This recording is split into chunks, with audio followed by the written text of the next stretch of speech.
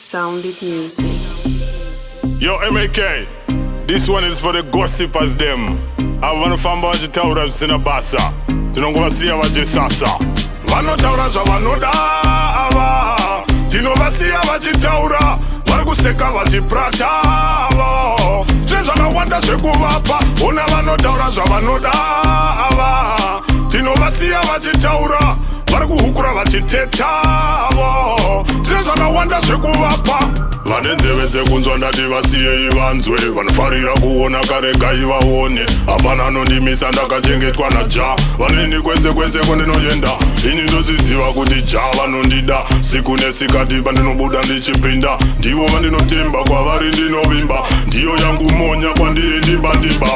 Vanotaura zvavanoda ava, tinovasiya vachitaura, vari kuseka vachiprata ava. Zvine zvakawanda zvekuvapa, ona vanotaura zvavanoda ava, tinovasiya vachitaura, vari kuhukura vachiteta ava.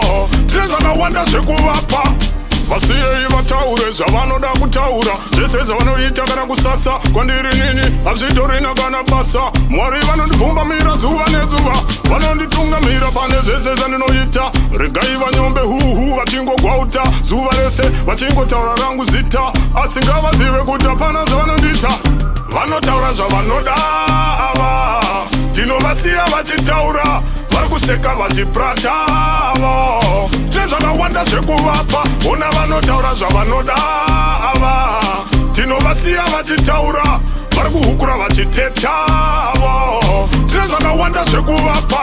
Vane nzeve dzekunzwa ndati vasiyei vanzwe, vanofarira kuona karegai vaone. Hapana anondimisa ndakachengetwa naja, vanini kwese kwese kwandinoenda.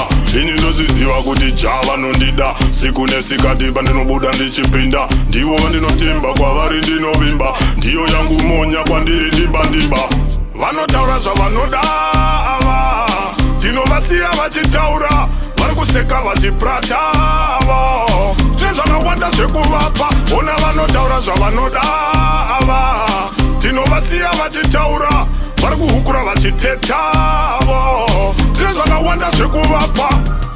Tinovasiya vachisasa, tinovasiya vachitaura, tinovasiya vachiprata, kuhukura vachiteta vachiprata sina basa.